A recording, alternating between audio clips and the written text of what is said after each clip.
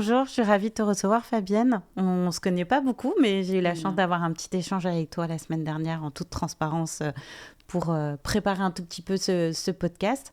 Je démarre toujours par une présentation, mais sache qu'en tout cas, je suis ravie de te recevoir. En plus, alors j'aime pas faire la guerre des sexes, mais je suis ravie de recevoir une femme. Ça fait longtemps que j'ai pas reçu une femme dans ce podcast. Donc, Je suis donc heureuse d'être une digne représentante des femmes. exactement. Est-ce que pour démarrer ce podcast, tu peux te présenter s'il te plaît? Oui, avec plaisir. Donc, Fabienne Mingui, je dirige deux cabinets aujourd'hui. Donc, il y en a un qui s'appelle Point Trip Transformation. Et donc, là, je gère des sujets de transformation des organisations, qu'elles soient dans des phases de redressement, de Mhm. développement, ou bien qu'elles souhaitent évoluer vers des modèles, je dirais, à visée régénérative. Et puis, à côté de ça, je souhaite depuis plusieurs années m'investir dans la promotion de la gente féminine dans les organisations et donc je développe une activité autour du mentorat féminin Génial. et donc j'ai le plaisir d'accompagner certaines femmes à pivoter dans leur vie professionnelle et puis parfois même je vais jusqu'à être sparring partner, c'est-à-dire les accompagner tout au long de leur parcours. Génial. Bah, deux beaux projets en parallèle, en tout cas. Et comment tu es arrivé à développer Point Triple Transformation? C'est arrivé comment? Ça fait combien de temps que tu as cette structure? Point Trip Transformation existe depuis maintenant 2 ans et en réalité avec mes associés on travaille déjà ensemble depuis plus de 3 ans. Ok. En fait, j'aurais pas dit du tout que j'allais être entrepreneuse dans la vie au point de départ. C'est ce qu'on a eu l'occasion un petit peu d'échanger Ouais, la semaine dernière. lors de notre échange. Moi, Ouais. j'ai eu un parcours pendant les 15 premières années à peu près assez classique puisque, en gros, j'avais l'ambition de monter en puissance dans mes jobs et donc j'étais chef de publicité dans des grandes agences de marketing et des agences de publicité parisiennes. Ouais. J'ai eu l'occasion de travailler donc pour faire mes premières campagnes de publicité en radio, en télé, au cinéma. Et donc, j'avais notamment Citroën comme client au tout départ.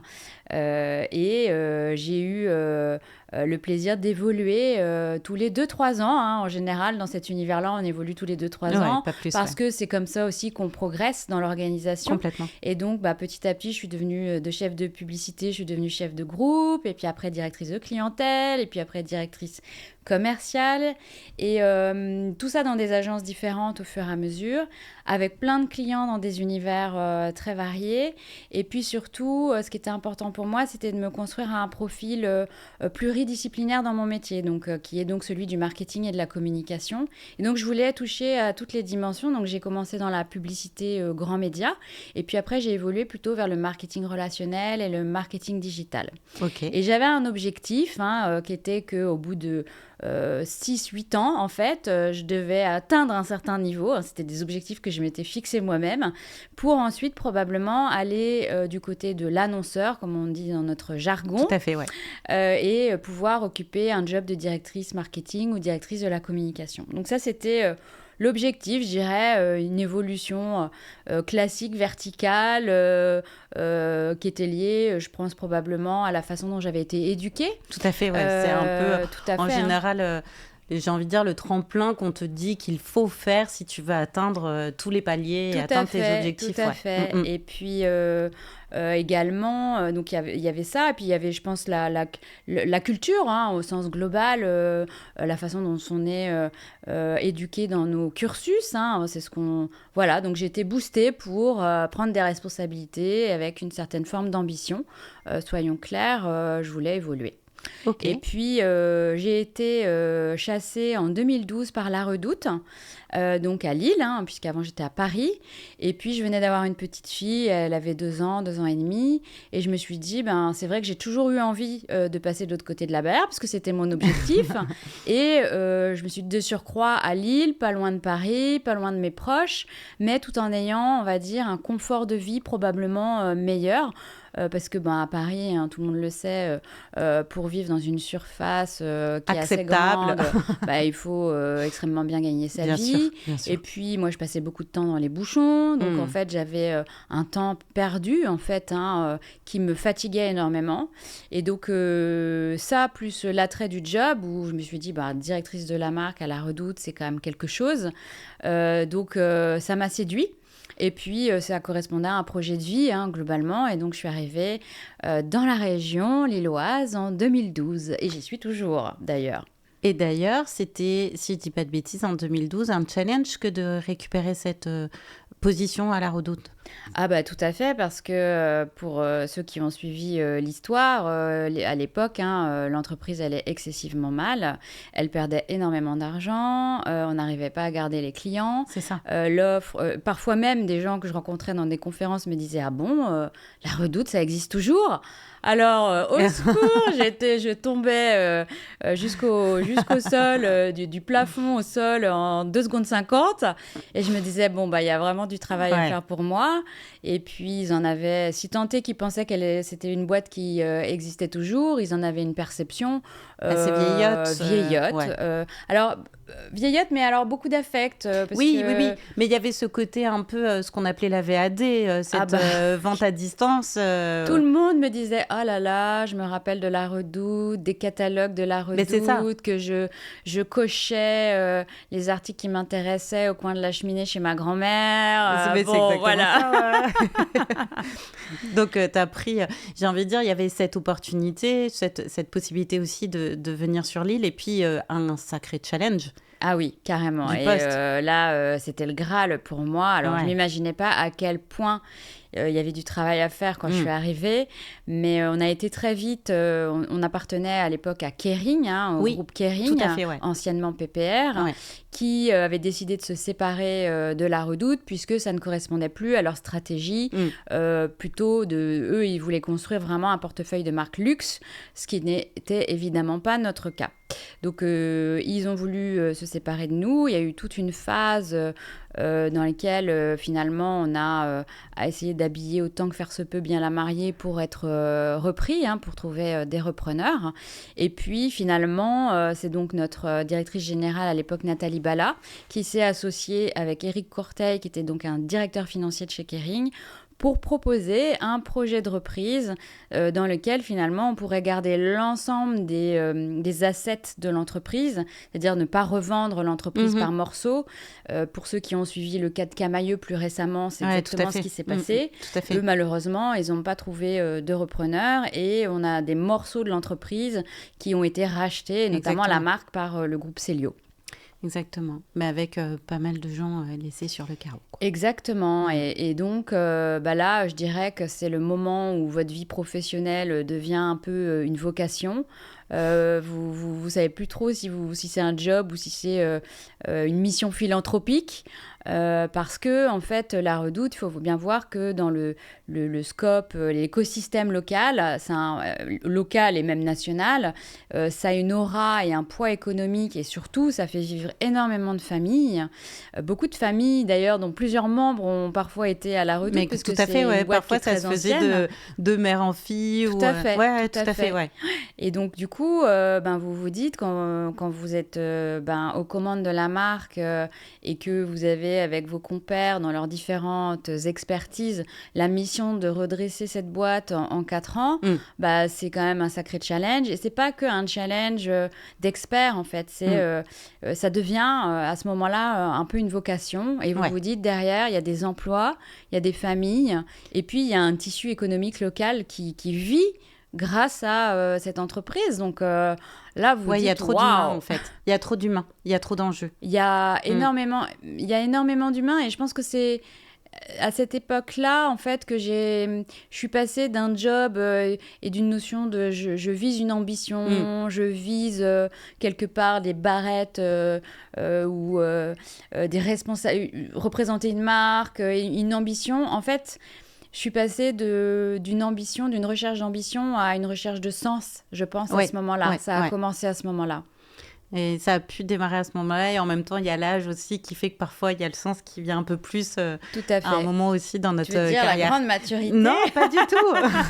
mais je reconnais dans le parcours aussi le fait qu'il y a d'autres choses qui arrivent au moment, à un moment dans l'avancée, j'ai envie de dire, de notre carrière. Il n'y a plus que la carrière. Il y a Tout à aussi fait. une notion de sens qui prend toute sa place aussi. Tout à fait, tout à fait, tout à fait. Donc là, on commence à voir effectivement et à se dessiner comme en point triple transformation mature, j'ai envie de dire, mais c'est pas encore le cas. Pas du tout. C'est pas le cas, on est d'accord, mais en tout cas, on y retrouve déjà un certain nombre de points communs.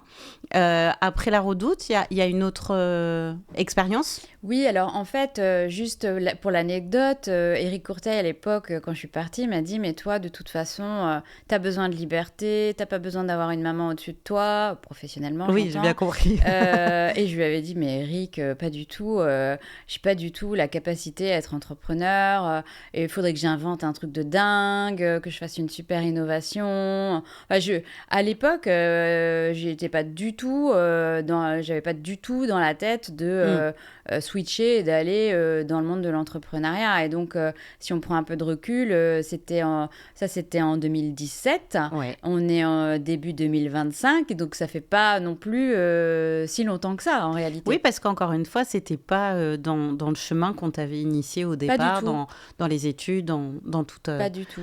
Ce cheminement qui se fait au moment de cette construction de carrière, en fait. Tout à fait, tout à fait. Et donc, 2017, tu te pars de la Redoute. Oui, parce qu'en fait, donc, les Galeries Lafayette avaient décidé de racheter l'entreprise. On va dire que la grosse partie challenging du job, elle avait été réalisée. Et moi, j'avais 40 ans tout juste. Et je me disais, au final...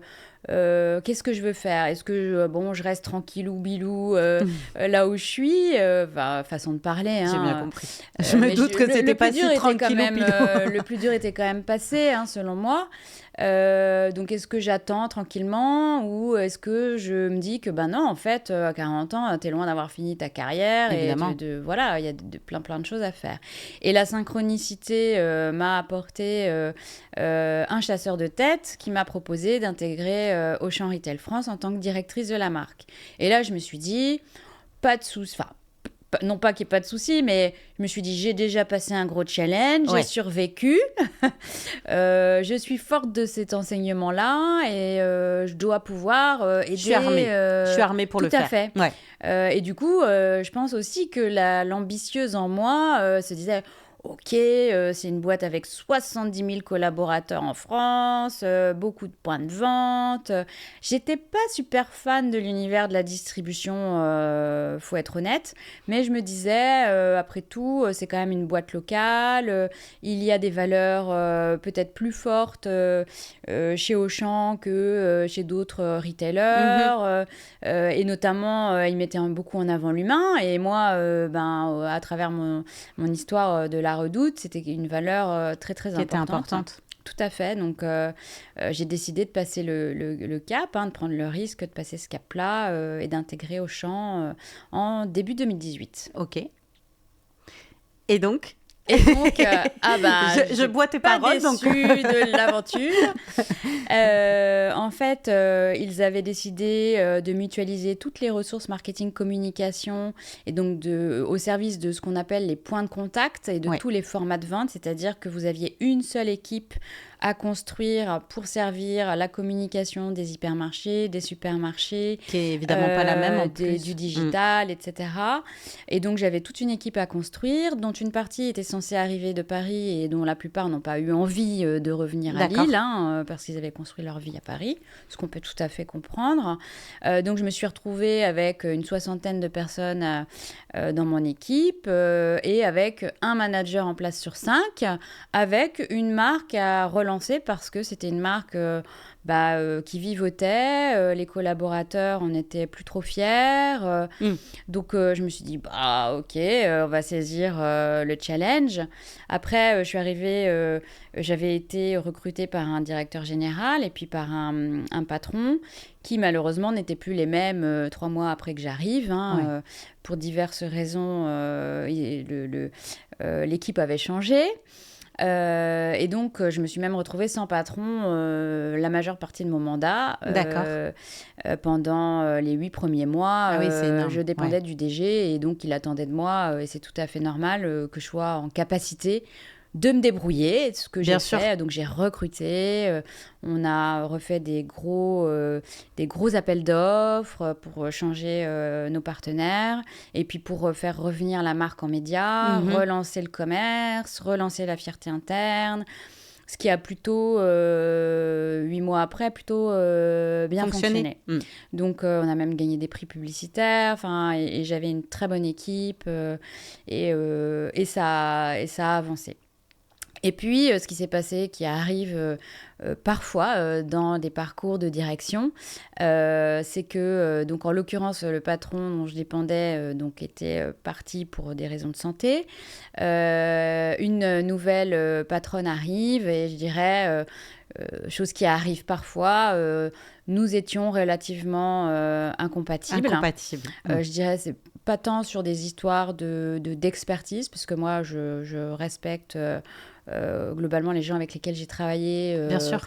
Mais je dirais plutôt sur des aspects de personnalité et peut-être de valeur aussi, où je me suis pas retrouvée, et je n'ai pas de souci à le raconter. J'ai dû faire un choix. Est-ce que coûte que coûte, je me bats pour rester là, ou chose qui est plutôt dans mon tempérament, clairement, ou à un moment donné, je me suis vue aussi être moins bien dormir, il faut se sauver aussi, etc. Et puis, maman solo d'une petite fille, on se dit, bon, alors là, à un moment donné, j'ai toujours dit, il n'y a pas de raison qu'on ait à choisir. En tant que femme, on doit pouvoir être femme, avoir des responsabilités professionnelles et être épanouie en tant que maman. Donc, j'ai toujours refusé de faire ce choix-là, et voilà. Mais je l'ai fait à ce moment-là, parce que la priorité, c'était ma fille, en fait. Le fait que je sois là pour elle. Oui, et puis il fallait que tu te sauves aussi de cet état qui ne te convenait pas non plus. Tout à fait. Et donc, j'ai la chance de ne pas être arrivée à ce dont on entend beaucoup parler maintenant, qui est le burn-out. Tout à fait. J'en ai pas été jusque-là, mais je pense que je suis pas passée loin. Ouais. Et je pense qu'il y a quelque chose une alarme, on va dire, dans ma tête qui s'est allumée en disant, là, faut sortir du jeu, en fait. C'est pour ça que je disais, tu t'es sauvée aussi d'une certaine manière. Je pense qu'il y a eu te dire après coup comment ça s'est passé, je sais pas. Parfois, on fait des choses sans s'en rendre compte. Il y a eu beaucoup d'intuition. Et quelque part, je l'ai bien préparé, mon départ. Mais il a fallu se battre. Il a fallu défendre mes intérêts. Et j'ai appris que même quand on est... quand je me suis sentie faible, en vrai, j'avais encore des ressources. Ouais. C'est parfois, on en parlait dans un précédent podcast avec Romain, qui est dans les neurosciences, et qui disait parfois, pour se rendre compte des possibilités qu'on a, il faut être dans le creux de la vague. Parce que quand on n'y est pas, on ne sait pas jusqu'où on peut aller.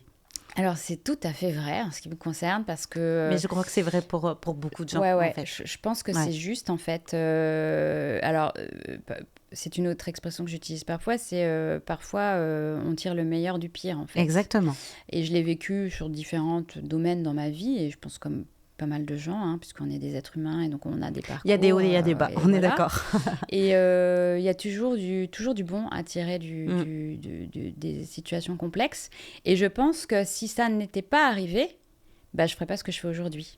Exactement. Je serais peut-être toujours le hamster dans sa roue, avec les mêmes grilles de lecture du monde.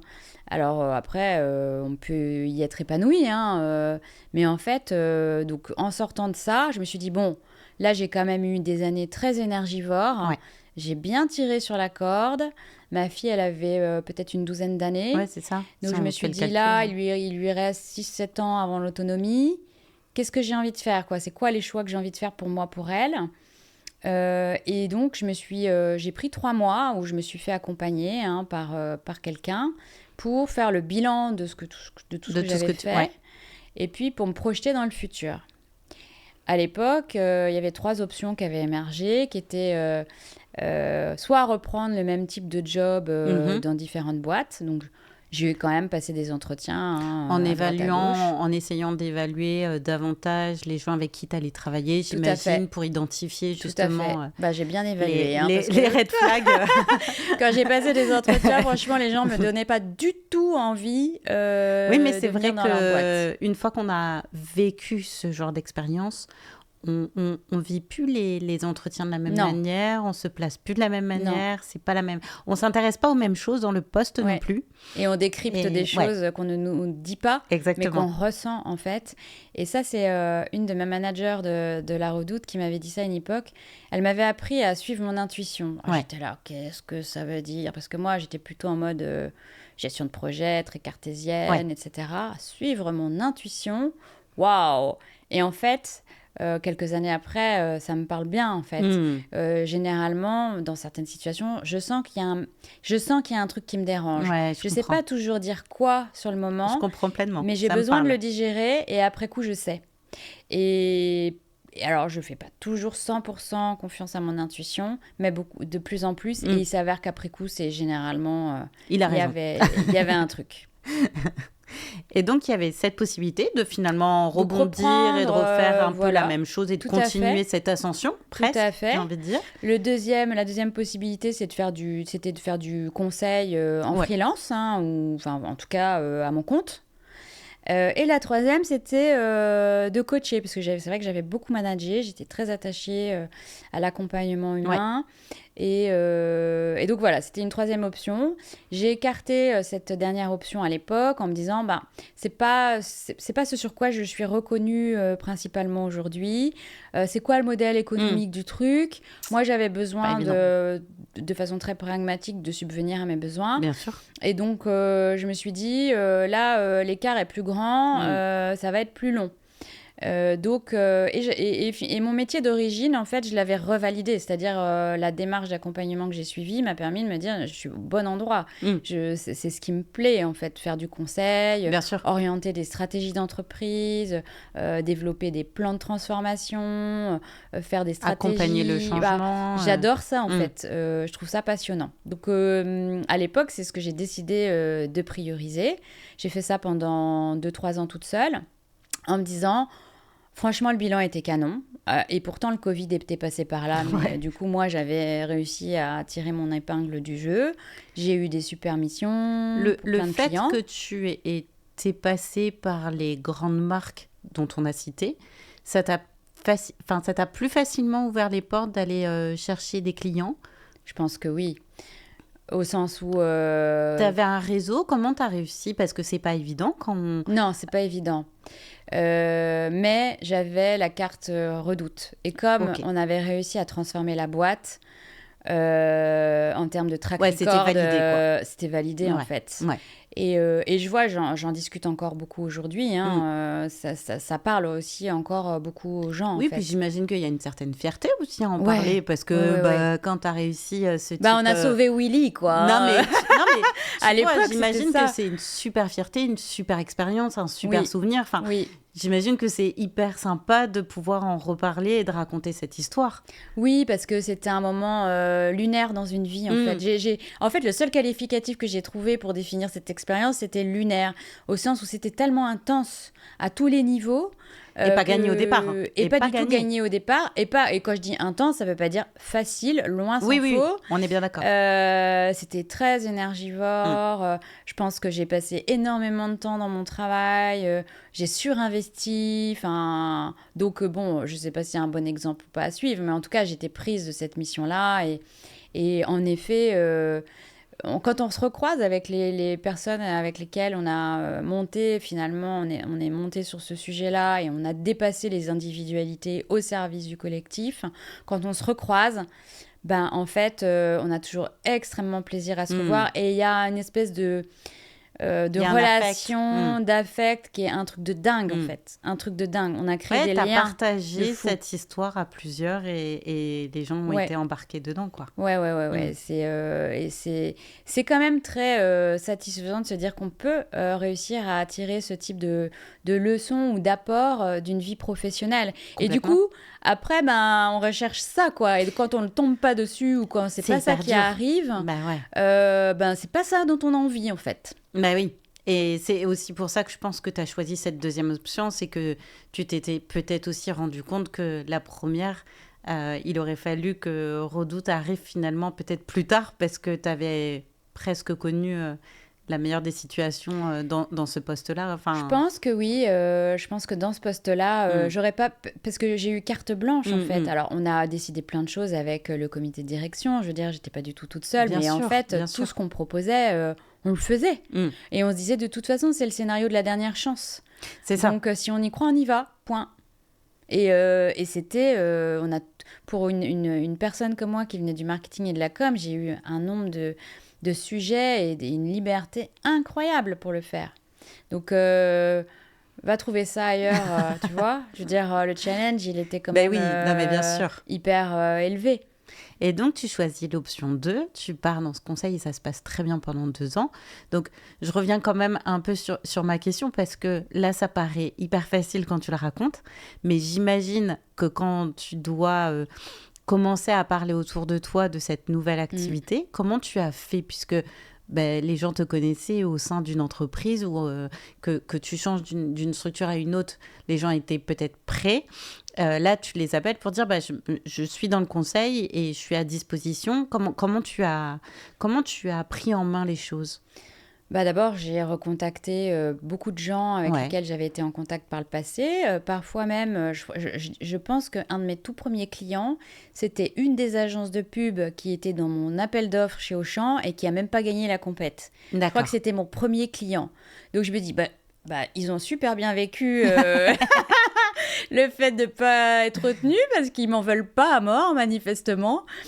Donc j'étais quand même, je me dis bon bah c'est que j'ai pas laissé une trop mauvaise trace malgré la décision qui a été prise. Bien Donc sûr. ça c'est aussi important de se dire que ben finalement après coup, même dans des contextes où on n'a pas retenu les gens, ils ont quand même Ils une savent te faire confiance. Ouais. voilà, tout à fait. J'ai aussi fait du management de transition chez Mano Mano pendant 6 Ouais. mois. J'ai fait des missions, même parfois, j'ai rencontré dans mon voisinage un directeur marketing de Cergy qui m'a dit « Ah, mais moi, je cherche quelqu'un, pim !» J'ai quand même continué à répondre. Alors, j'étais chassée toujours pour D'accord. des jobs Mhm. classiques, on va dire. Et ce qui s'est passé, c'est typiquement, bon, moi je disais non, mais moi en fait, je suis bien là où je suis. Mais ils insistaient. Donc j'allais aux entretiens et typiquement, j'ai travaillé comme ça pour Vert Baudet, Ok. qui donc était très avancé dans son process de recrutement. Mais on a eu des discussions d'ordre stratégique avec le DG, Mathieu Hamel. Et puis, ben, c'était fort. Enfin, je pense qu'il y a eu une émulation commune. Il était intéressé de voir ce que je racontais de la Redoute.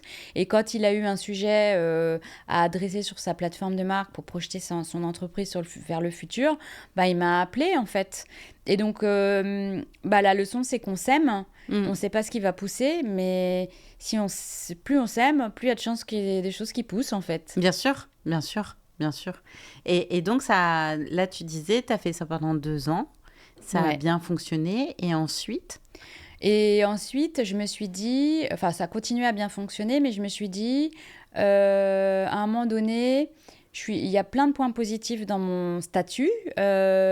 Néanmoins, si je veux construire quelque chose de encore plus pérenne, plus costaud, avec une vraie vision entrepreneuriale, il faut que je monte une boîte avec d'autres gens pour pouvoir aller chercher aussi des projets de plus grande ampleur. oui, Et donc, j'ai besoin de gens qui ont des profils complémentaires aux miens.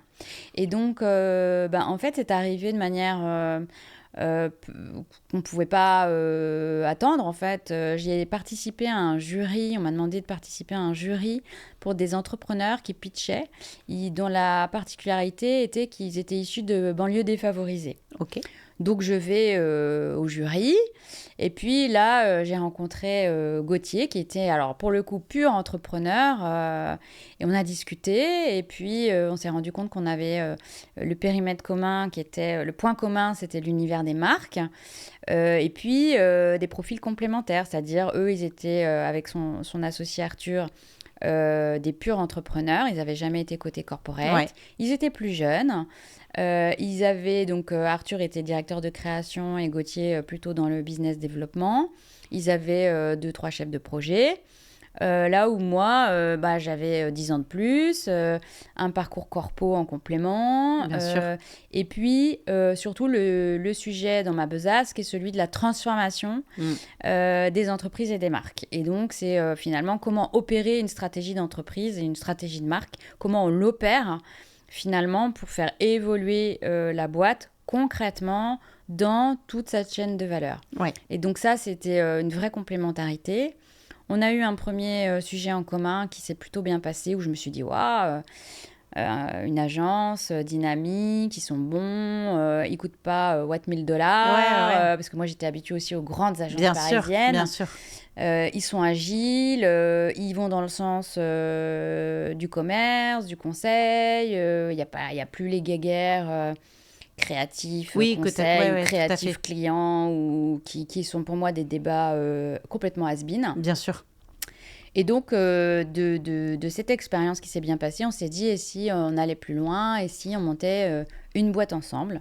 Donc, eux, ils existaient déjà, ils avaient déjà une entité qui s'appelle Point Triple Design. D'accord. Ils avaient aussi développé une deuxième boîte qui s'appelle Point Triple Ingénierie, donc plutôt sur des sujets d'inno. Et donc, ensemble, on a monté Point Triple Transformation pour justement faire le pas entre comment finalement je projette une marque ou une entreprise dans son futur, et du coup, quelle stratégie je mets en œuvre, comment ça va changer le business model, et du coup, au-delà de ça, on sait où on veut aller, on connaît la destination, mais alors c'est quoi les étapes pour y arriver ? On ne sait pas. Et donc, du coup, dessiner des plans de transfo. Donc, qu'est-ce que ça change dans les RH ? Qu'est-ce que ça va changer dans l'organisation ? Toutes les répercussions. La gouvernance, le marketing, le système d'info, etc., etc. Et là, ça fait combien de temps que vous êtes ensemble à Point Triple Là, Transfo ? ça fait... donc, on travaille depuis... La première fois qu'on a commencé à travailler, ensemble, c'était en 2022. Ok. Et on a mis, les cordonniers étant les plus mal chaussés, un peu de temps à juridiquement faire exister Point Triple Transformation, qui existe donc depuis 2 ans maintenant. D'accord. Donc, ça fait 2 ans, officiellement, on est tous sous le même toit. Et donc, parce que on a commencé l'épisode avec cette partie très salariée où tu étais destinée, on te dit, tiens, toi, tu devrais te lancer. Tu dis, oh là là, pas du tout, c'est pas moi. Finalement, tu t'es lancée. Qu'est-ce que ça t'apporte finalement, le fait d'être entrepreneuse ? Qu'est-ce que tu en retiens ? Et aussi, quelles sont les difficultés par rapport à cette vie aussi de salarié que tu connais ? Alors, d'abord, moi, je retiens que je vis tout ça avec beaucoup de plaisir, beaucoup d'enthousiasme, et surtout que rien n'est figé. Et ça, finalement, c'est un mindset différent, mais qui me correspond plutôt bien, au sens où je pense que je ne peux pas être dans un job trop linéaire pour la vie. En fait, ça me correspond pas en termes de personnalité. J'aime que les choses puissent bouger. Voilà. Et donc, c'est vrai que quand on est entrepreneur, finalement, on a la capacité à faire bouger les choses. On a la capacité à être multi-entrepreneur. On a la capacité à lever et développer des nouveaux axes d'offres ou aller chercher des nouveaux sujets. Et donc, en fait, du coup, moi, j'ai compris, premier truc, que je pouvais m'épanouir dans quelque chose que, quand même quelques années avant, je me disais que c'était pas fait pour moi. Parce que j'ai changé aussi de regard sur l'entrepreneuriat. Être entrepreneur, ça veut pas forcément dire qu'on invente ou qu'on innove d'un point de vue technologique ou d'un point de vue... Non, parfois ça peut être aussi bien faire ce qu'on sait faire, en fait. Valoriser ses forces. Valoriser son expertise et le mettre au service de plusieurs clients plutôt qu'au sein d'un seul qui est son entreprise. Tout à fait. Donc ça c'est la première chose. La deuxième chose, c'est que je me suis dit, je peux être multi-entrepreneur. Et finalement, je peux m'enrichir sous différents angles. Je peux m'enrichir, évidemment, quand je vends du temps passé de mission à mes clients, mais je peux m'enrichir aussi en accompagnant des femmes dans leur évolution professionnelle. Et puis, je ne sais pas, j'aurai peut-être d'autres projets demain où je vais investir différemment encore. Oui, tu ne te refuses rien et tout est ouvert, j'ai presque envie de dire. Complètement. Ce qui est important, c'est qu'à un moment donné, ça corresponde au sens que qui te drive, en fait. Et moi, je me suis encore dit, il n'y a pas si longtemps que ça, dans 20 ans, quand je vais me retourner sur ma carrière, qu'est-ce que j'aurais fait de bien? Qu'est-ce que j'aurais fait de bien? Et donc, la réponse, elle est très claire. J'aurais d'une part amené la transformation des entreprises vers des modèles que j'espère plus vertueux. Et à ce titre, j'ai intégré la Convention des entreprises pour le climat l'année dernière. Et donc, je me suis formée au modèle régénératif. Et j'accompagne, et j'ai le grand plaisir d'accompagner des clients qui sont en train de mettre ça en place dans leurs organisations. Donc, c'est quand même génial. Et puis, qu'est-ce que j'aurais fait de bien? Comment j'aurais aidé des personnes? Et là, on est plutôt dans ce que je souhaite promouvoir, qui est davantage de mixité dans notre société. Et donc, la place de la femme dans notre société. Et comment moi, je peux aider des femmes à prendre davantage leur envol dans les organisations ou dans leur propre organisation.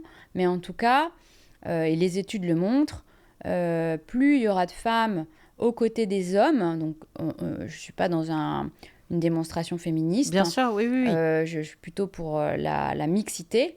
Eh bien, plus il y aura de femmes à la tête des organisations politiques, économiques et sociales, probablement plus on trouvera les bonnes solutions. Et ça, les études le montrent, il y a des cas qui le montrent. Et donc, voilà, c'est vraiment le sens de ce que j'essaye de faire aujourd'hui.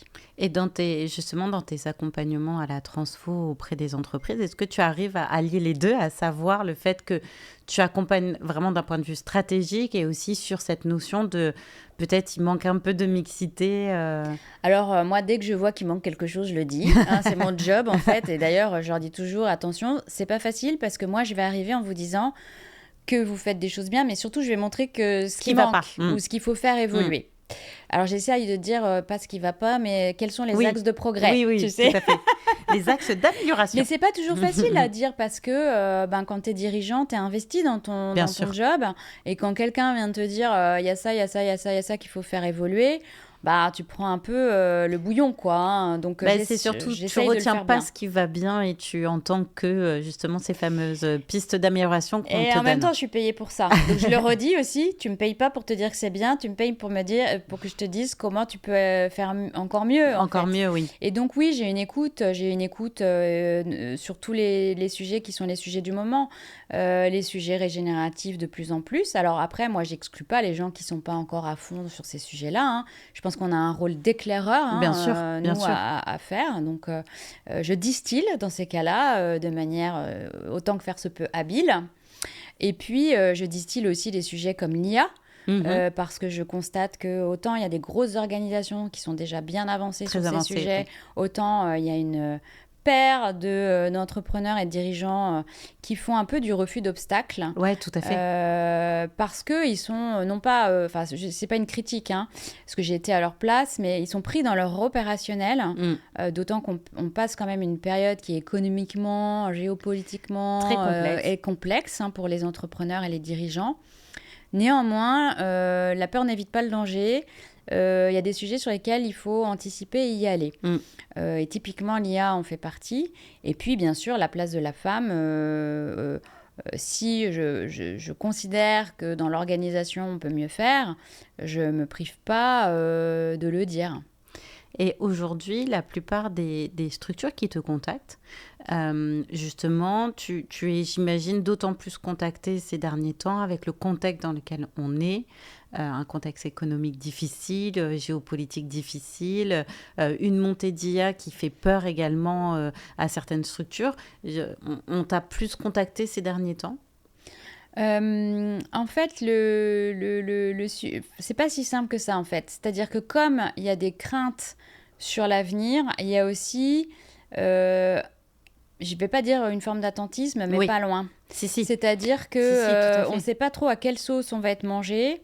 Et donc, les investissements sont un peu, je ne vais pas dire bloqués, mais enfin pas loin. Et on se dit, bon, là, soyons prudents, ce qui tout à fait peut se comprendre. Hein. Soyons prudents, avançons pas à pas. Donc, c'est pas si évident. En fait, j'entends parfaitement ce que tu veux dire. Et l'idée, c'est pas de dire justement... De par ce contexte-là, c'est peut-être le bon moment de réfléchir sur un projet plus pérenne. Et effectivement, tu as parfaitement raison. Et on le voit et on l'entend. Il y a un côté très attentiste Et en fait, c'est peut-être ce bon moment pour y aller, quoi. Nous, c'est ce qu'on promeut, Ouais. évidemment.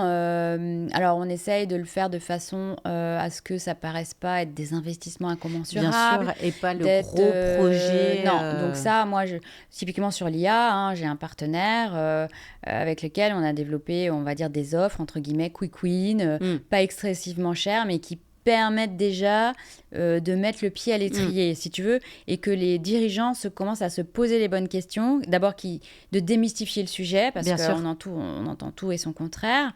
De démystifier le sujet, de percevoir quel type d'implication ça pourrait avoir, autant d'abord des implications en termes de cybersécurité, hein, parce que vos datas, elles peuvent circuler sur la toile et il y en a plein qui ne le réalisent même pas. Bien sûr. Après, il y a des sujets de gouvernance, de charte interne, hein, parce que on ne peut pas utiliser n'importe quel outil. Or, il y a quand même un phénomène qui se développe beaucoup dans les entreprises, c'est le shadow IA, c'est-à-dire tous les gens qui utilisent l'IA sans que vous le sachiez. Et puis, derrière, c'est quel gain de productivité ça peut permettre de faire à certains endroits bien précis. Moi, je ne suis pas du tout là pour dire qu'il faut tout mettre sur l'IA, parce que régénératif et IA, c'est quand même deux injonctions un peu contradictoires. Maintenant, à un moment donné, il faut évoluer avec son monde. Donc, comment on arrive à le faire de manière, je dirais, pragmatique, raisonnable, juste, en fait. Et encore une fois, ça, c'est un vaste sujet, on est bien d'accord. Oui, tout à fait, tout à fait. Mais je pense que plus on l'anticipe, ce que ça permet de faire et de gagner, et j'ai des sujets chez des clients où il y a des charges mentales de fou sur des choses qui pourraient être réglées très rapidement par l'IA. Bon, et du coup, cette charge mentale, elle crée à date des risques de burn-out de plus en plus. Donc, ça déjà pourrait être limité. Donc, c'est quand même une conséquence importante en termes de ressources humaines. Et puis derrière, si on limite cette charge mentale dédiée à des choses peu valorisables, ce temps-là, on le libère pour faire avancer l'entreprise sur des sujets du futur qui seront sur ce qu'on appelle les tâches répétitives sans aucune valeur ajoutée qui peuvent être aujourd'hui automatisées. Et donc finalement, tu dis pas que tu vas arrêter d'utiliser les gens, tu dis juste que tu vas les utiliser au bon endroit. En fait. Et donc, j'aimerais et j'espère que aussi le podcast, ça permet de passer ces messages-là. Mais évidemment, bien sûr. C'est qu'il ne faut pas avoir peur de ça, en fait. Et ça permet de faire monter aussi en compétence tes salariés sur la réelle valeur qu'ils peuvent apporter au sein de l'entreprise, de les rassurer et de retirer effectivement cette charge mentale sur des tâches qui n'apportent pas grand-chose, même si indispensables et importantes pour l'entreprise. Bien sûr. Mais j'imagine que ça a également des répercussions sur moins de turnover, plus d'engagement, plus d'implication, montée en compétences. Et donc, ça, c'est un vrai cercle vertueux aussi. Tout à fait. Que de faire monter en compétences tes salariés. Et d'ailleurs, les femmes... Alors, les femmes sont particulièrement touchées par ce sujet-là. Il y a des études qui montrent que potentiellement, c'est elles qui seront impactées le plus parce que c'est elles qui occupent le plus des postes administratifs. Donc, saisissons-nous du sujet maintenant. Et puis, il y a, on va dire, plus particulièrement une barrière à l'entrée des femmes versus la technologie. Hein, on le voit déjà depuis des années sur d'autres sujets. Et donc, en fait, il faut absolument... Et moi, typiquement, dans le mentorat, je dis parfois, un des éléments du plan d'action de la personne, c'est se former à ces sujets-là pour pas qu'elle soit... excuse-moi du terme, has-been, et qu'à un moment donné, ça ne puisse pas nuire à leur employabilité ou au projet qu'elles souhaitent développer. Et la bonne nouvelle, c'est qu'il existe des premières formations très faciles et très accessibles qui permettent déjà d'avoir un premier niveau d'information. Oui. Donc, c'est important, effectivement, de le dire, tu as raison. Ouais. Et sur cette partie mentorat, quelle est, j'imagine que tu vas me dire, il n'y en a pas, mais... Quelle est la personne type qui vient te voir? Cette femme qui pousse ta porte, c'est qui? Alors, tu as raison. J'ai pas de femme type, en fait. Je vois pas mal de profils différents. Des personnes qui ont un super background et qui sont dans la phase de transition et qui se disent « je veux faire ça dans tel endroit ». Je leur dis bah oui, mais et qui se voient refuser ces jobs-là, et je dis mais peut-être que t'as pas pensé que ça tu pourrais le faire dans un autre type d'organisation ou sous un autre format.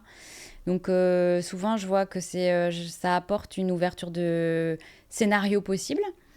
Je vois des plus jeunes. En fait, vraiment, c'est très surprenant. Je vois des plus jeunes qui... Je pense que je dois les rassurer, au sens peut-être un peu maman du terme, en fait, maman professionnelle, quoi. Oui, mais qui sont perdus. Sont perdus et qui ont besoin d'être rassurés beaucoup. Ouais. Des personnes aussi qui se disent, ça fait 25 ans que je suis dans une grande banque.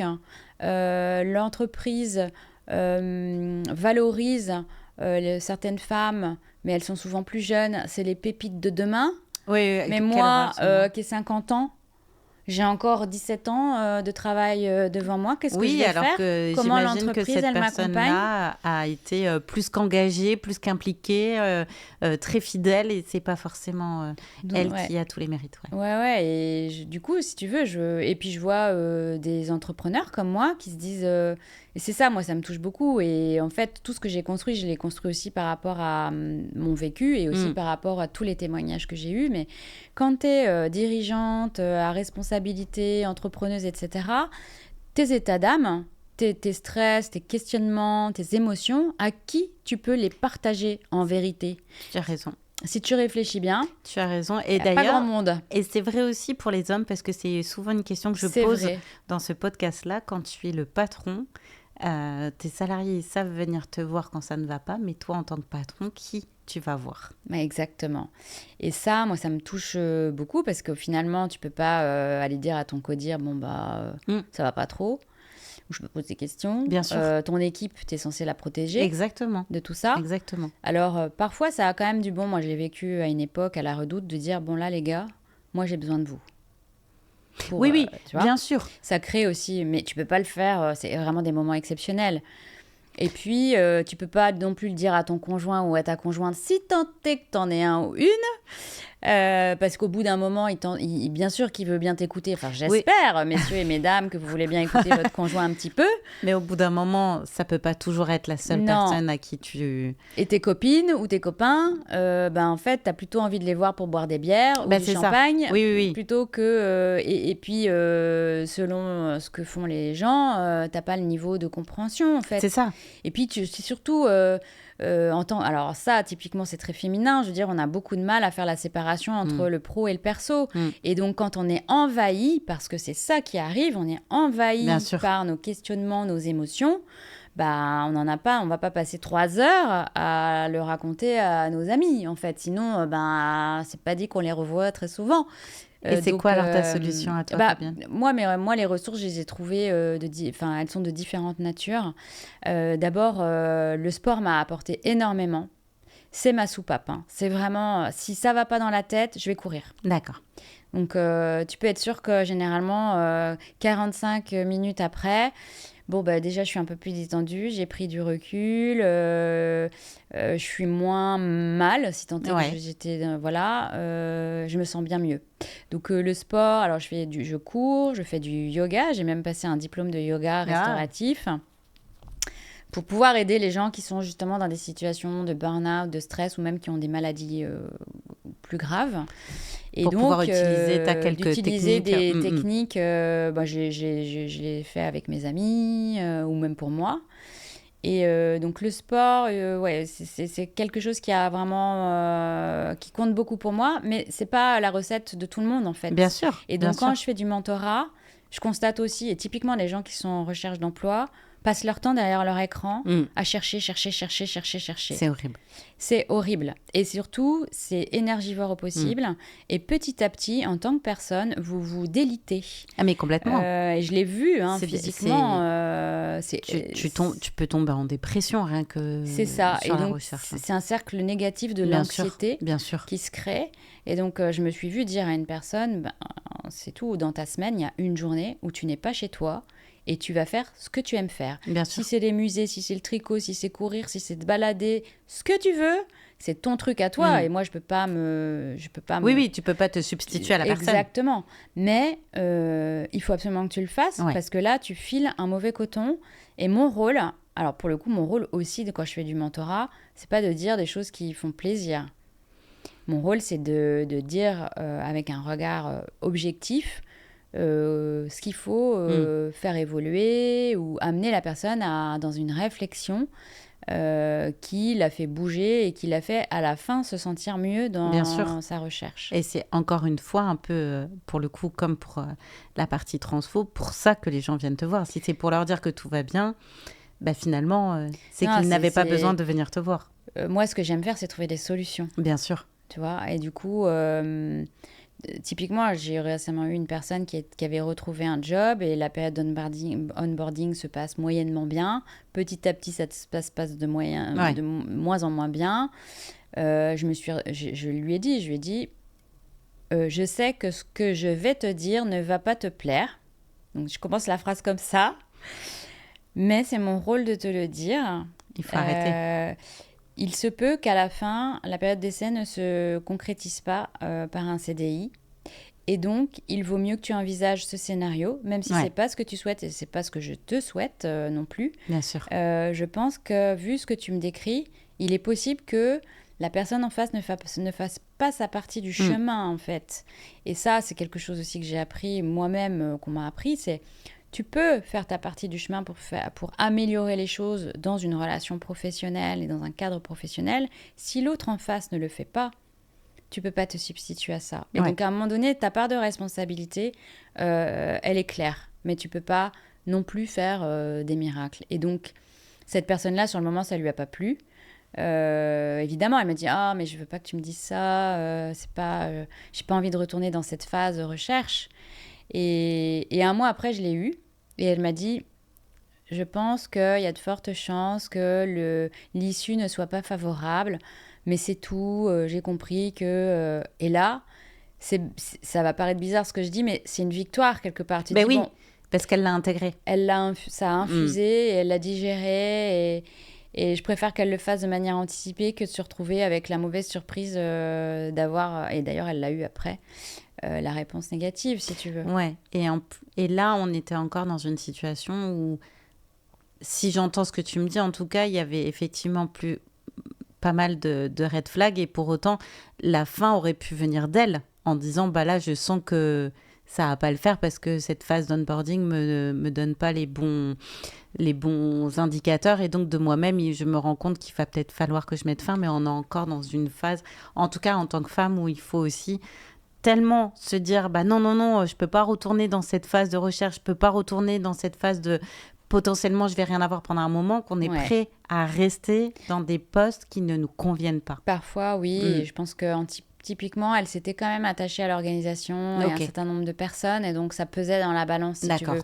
Mais j'ai senti, je vais pas dire un soulagement, mais je pense que c'était l'issue inévitable. Inévitable. Et le tout, c'est qu'elle puisse rebondir après, en fait. Bien sûr. Et le fait de s'être préparée, ça permet d'éviter ce choc le jour J, non préparé et à l'inverse peut-être même pas imaginé, qui fait que là, tu as besoin de temps pour t'en remettre, alors que là, j'ai envie de dire, ce chemin, il avait été fait. Ouais, et ça j'ai eu pas mal de témoignages sur des femmes comme ça. Enfin, ça existe évidemment pour des hommes, mais ça me touche encore plus pour des femmes qui, en effet, voient pas le truc arriver. Ouais. Et elles sont dans des moments douloureux, en fait. Ouais. Et moi, cette douleur, elle me touche énormément. Et ce que je souhaite, c'est leur éviter absolument ça. Bien sûr. Mais c'est vrai que ça ne doit pas être évident comme posture de savoir que tu as détecté quelque chose que la personne n'a pas vu, quoi. C'est pour ça que j'essaye de l'amener... tout doucement, en prenant quelques pincettes, en prenant des pincettes et en disant que tu n'y es pas. En prévenant que ça ne va pas forcément toujours plaire. Tu vois, il y a beaucoup de similitudes entre mes deux mondes, en fait. Oui, bien sûr. Et aujourd'hui, la part de mentorat par rapport à ta part de conseils, j'ai envie de dire, transfo, c'est à peu près combien la part de... Alors, je travaille davantage sur des projets de transfo en termes de temps passé, mais je suis en plein développement sur l'autre partie. Et donc, voilà, moi, ce que je souhaite, c'est... je trouve ça génial d'avoir deux jambes, en fait. Bien sûr. Voilà, donc c'est synonyme de plein de choses pour moi. Et c'est un des apprentissages de mon parcours, c'est qu'on peut faire plusieurs choses qui nous tiennent à cœur. Et les deux sujets sont des sujets qui me passionnent. Vraiment, intellectuellement, ça me passionne. Et puis après, même, je dirais, dans mon âme, ça me passionne. Et je trouve qu'il y a énormément de liens entre les deux. Oui, et ça nourrit, c'est ce que j'allais dire. l'une nourrit l'autre, quoi. Tout à fait. Et dire qu'on accompagne la transition des organisations et des entreprises vers un monde plus vertueux grâce à la mixité, tu vois, c'est un des leviers. Et donc, voilà, le sens, il est extrêmement clair. Génial. Ça a été un plaisir, Fabienne, de faire cet enregistrement avec toi. Merci de m'avoir invitée. J'ai appris plein de choses. Ravie. Tant mieux. Merci. Merci. Au revoir. Au revoir.